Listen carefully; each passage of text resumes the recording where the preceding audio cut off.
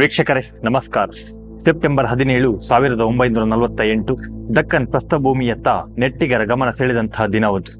ಅವತ್ತು ಹೈದರಾಬಾದಿನ ಜನತೆ ಭಾರತದ ಇತರರಂತೆ ಸ್ವತಂತ್ರರಾಗಿರಲು ಅವಕಾಶ ಸಿಕ್ಕಂತಾಗುತ್ತೆ.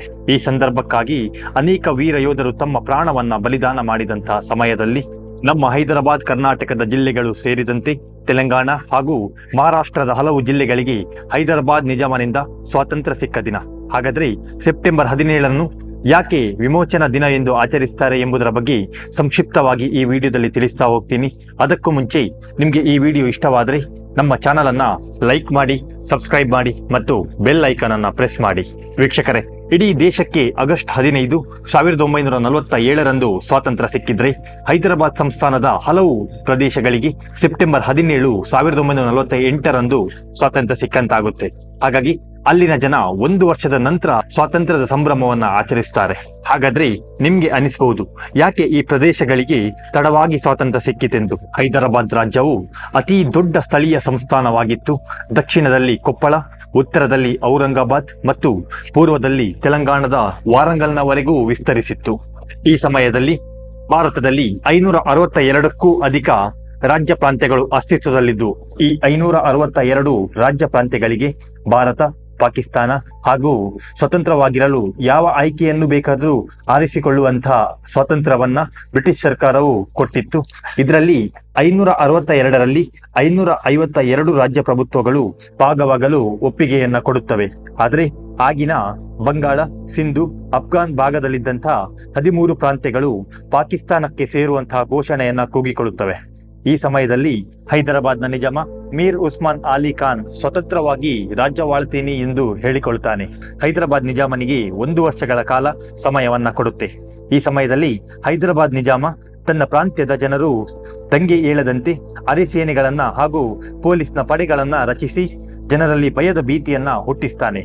ಈ ಸಮಯದಲ್ಲಿ ಭಾರತ ಒಕ್ಕೂಟವು ನಿಜಾಮನ ವಿರುದ್ಧ ದಂಗೆ ಏಳಲು ಆರಂಭಿಸುತ್ತೆ. ಈ ಸಮಯದಲ್ಲಿ ದಂಗೆ ಎದ್ದ ಜನರನ್ನ ಹತ್ತಿಕ್ಕಲು ನಿಜಾಮನು ಮತಾಂಧ ಸೇನಾನಿ ಉತ್ತರ ಪ್ರದೇಶ ಲಕ್ನೋದ ಕಾಸಿಂ ರಜ್ವಾ ತನ್ನ ರಜಾಕಾರ್ ಸಂಘಟನೆಯ ಮೂಲಕ ಅನಾಚಾರದ ಹಾದಿಯನ್ನ ಹಿಡಿದು ಜನರನ್ನ ಹಿಂಸಿಸಲು ಶುರು ಮಾಡಿಬಿಡ್ತಾನೆ.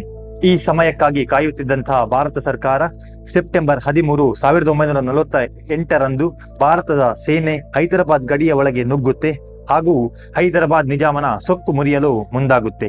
ಇದರ ಮುಖ್ಯ ಉದ್ದೇಶ ಹೈದರಾಬಾದ್ ಸಂಸ್ಥಾನವನ್ನ ಭಾರತ ಒಕ್ಕೂಟಕ್ಕೆ ಸೇರಿಸುವುದಾಗಿತ್ತು. ಜನರ ಮೇಲಿನ ಹಿಂಸಾಚಾರ ನಡೆಯುತ್ತಿದ್ದ ನಿಜಾಮನ ಆಡಳಿತಕ್ಕೆ ಪೂರ್ಣ ವಿರಾಮವನ್ನ ಹಾಕಲು ನಿರ್ಧರಿಸಿದ್ದಂಥ ಭಾರತದ ಉಕ್ಕಿನ ಮನುಷ್ಯ, ಗೃಹ ಮಂತ್ರಿಯಾಗಿದ್ದಂಥ ಸರ್ದಾರ್ ವಲ್ಲಭಾಯ್ ಪಟೇಲ್ ರವರ ನೇತೃತ್ವದಲ್ಲಿ ಈ ಕಾರ್ಯಾಚರಣೆಗೆ ಆಪರೇಷನ್ ಪೋಲೋ ಎಂದು ಹೆಸರಿಡಲಾಗುತ್ತೆ. ಈ ಕಾರ್ಯಾಚರಣೆಯಿಂದ ಹೈದರಾಬಾದ್ ಸೇನೆ ಭಾರತ ಸೇನೆಗೆ ಎದುರಾಗಲು ವಿಫಲವಾಗಿ ಸೋಲನ್ನ ಒಪ್ಪಿಕೊಳ್ಳುತ್ತೆ. ಕೊನೆಗೆ ಕೊಪ್ಪಳದಲ್ಲಿ ತೀವ್ರವಾದಂತಹ ಕಾರ್ಯಾಚರಣೆಯ ಮೂಲಕ ಸೆಪ್ಟೆಂಬರ್ 17 ಹೀಗೆ ಹೈದರಾಬಾದ್ ನಿಜಾಮ ಭಾರತ ಒಕ್ಕೂಟ ಸೇರಿ ಕಲ್ಯಾಣ ಕರ್ನಾಟಕ ಭಾಗ ವಿಮೋಚನೆಗೊಂಡು ಅಖಂಡ ಭಾರತದಲ್ಲಿ ಸೇರ್ಪಡೆಯಾಗುತ್ತೆ.